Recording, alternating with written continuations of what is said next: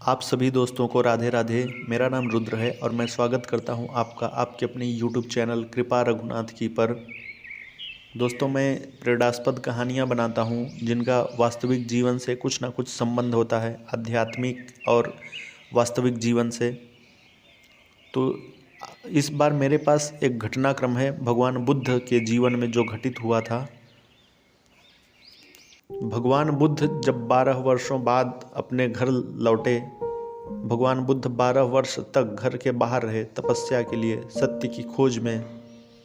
उसके बाद जब वो अपने घर वापस लौटे राजधानी में, तो सारा नगर उन्हें लेने गया, लेकिन उनकी पत्नी उन्हें लेने नहीं गई, क्योंकि पत्नी ने सोचा कि यह वही व्यक्ति जो 12 वर्ष पहले मुझे कष्ट में छोड़कर चला गया था वही है। उनकी पत्नी सोचती हैं कि भगवान बुद्ध मुझे कष्ट में छोड़कर चले गए थे और वही तो 12 वर्ष बाद आ रहे हैं। लेकिन उनकी पत्नी को पता नहीं कि 12 वर्षों में इस व्यक्ति की जीवन धारा बदल गई।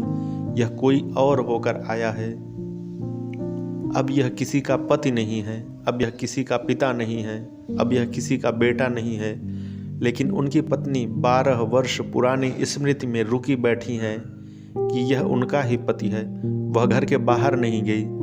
उनके प्रियजनों ने कहा कि चलो, भगवान बुद्ध आते हैं, उनके स्वागत को सारा नगर जाता है, तुम नहीं जाओगी। लेकिन उनकी पत्नी की आंखों में क्रोध है, उनकी आंखों में गुस्सा है। 12 वर्ष पहले यह आदमी उन्हें छोड़कर चला गया था। उनकी स्मृति वहीं रुक गई है। 12 वर्ष पहले, 12 वर्ष फिर कुछ जैसे हुआ नहीं। 12 वर्ष की बात वही अटक के रह गई है। वह स्त्री 12 वर्ष पहले खड़ी है कि भगवान बुद्ध उनको छोड़कर चले गए थे और उनके पति हैं। बुद्ध के पिता लेने गए, लेकिन वे भी क्रोध से भरे हुए हैं।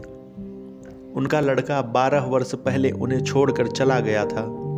अकेला लड़का था, राज्य का अधिकारी था। पिता बूढ़े हो गए हैं, जीवन की संध्या आ गई है। वे 12 वर्ष पहले के ख्याल से भरे हैं।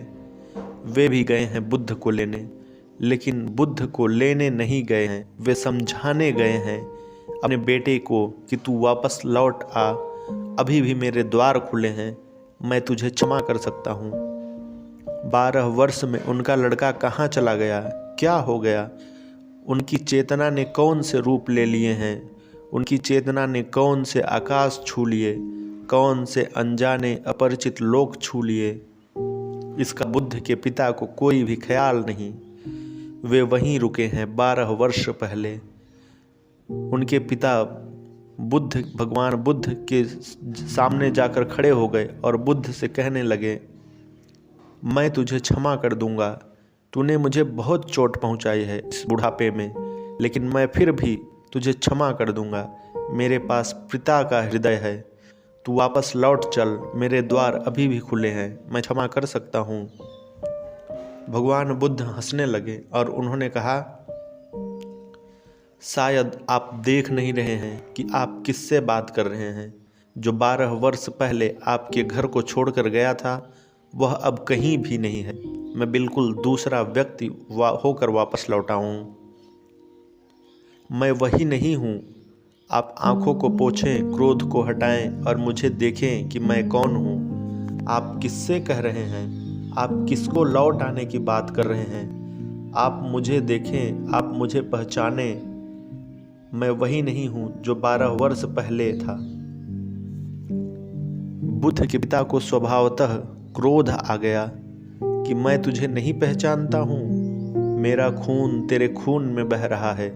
मैंने तुझे पैदा किया है और मैं तुझे नहीं पहचानता हूँ। भगवान बुद्ध फिर हंसने लगे। उन्होंने कहा, भूल करते हैं आप। जरूर आपसे मैं पैदा हुआ, लेकिन आपने मुझे पैदा नहीं किया है। आप एक रास्ते की भांति थे जिस पर से मैं आया, एक मार्ग थे जिसको मैंने पार किया और मैं जीवन में प्रविष्ट हुआ। लेकिन अभी जिस रास्ते पर गुजर कर मैं आ रहा हूँ, सैकड़ों मील चलकर, क्या वह रास्ता कह सकता है कि मुझे जानता है? क्योंकि मैं सैकड़ों मील उस पर चला। थोड़ी सी यात्रा मैंने आपके रास्ते से की, लेकिन उससे आप मुझे कैसे पहचानते हैं? मुझे कैसे जान सकते हैं? दूर हूँ मैं। आप स्वयं अपने को पहचानते हैं, मुझे पहचानना तो बहुत कठिन की बात है। मैं इसी यात्रा पर गया था अपने को पहचानने की, और मैं बिल्कुल दूसरा व्यक्ति होकर लौटा हूँ, क्योंकि जो अपने को नहीं पहचानता था वह बिल्कुल दूसरा व्यक्ति था। वैसा ही जैसे एक अंधा आदमी जो रोशनी को नहीं जानता है और जो अपने को पहचानता है वह बिल्कुल दूसरा व्यक्ति है, वैसा ही जैसे अंधे की आंख खुल गई और उसे रोशनी दिखाई पड़ गई, ये दोनों दो व्यक्तित्व हैं, ये बिल्कुल अलग घटनाएं हैं, ये बिल्कुल दोनों दो अलग अनुभव हैं। पता नहीं भगवान बुद्ध के पिता को सुनाई पड़ी यह बात या नहीं सुनाई पड़ी। शायद वे फिर भी 12 वर्ष पहले के ख्यालों में उलझे रहे। उन्हें ये बातें बड़ी बेबूझ मालूम पड़ी होंगी कि यह लड़का क्या कह रहा है। हम सबकी भी यही दशा है, हम हमेशा पीछे ही ठहर जाते हैं, इसलिए जीवन रोज रोज क्या कहता है हमें सुनाई नहीं पड़ता। हम हमेशा पीछे ही अटके रह जाते हैं, इसलिए नई कौन सी खबरें जीवन लाता है वे हमें दिखाई नहीं पड़ती हैं। कहते हैं कि भगवान बुद्ध अपनी पत्नी से भी यही बात कहते हैं, लेकिन उनको समझ में आ जाता है फिर कि ये मेरे पति नहीं कोई और ही हैं। आचार्य श्री रजनीश उनके संबंध में कहते हैं कि विचार से भरे लोग बुद्धिवादी, चिंतन, मननशील, प्रेम और भाव से भरे लोग परमात्मा की तरफ सरलता से झुक जाते हैं। उन्हें झुकना नहीं पड़ता, उनसे कोई न भी कहे तो भी वे पहुंच जाते हैं, उन्हें पहुंचाना नहीं पड़ता। लेकिन वे तो बहुत थोड़े हैं और उनकी संख्या रोज थोड़ी होती गई। धन्यवाद।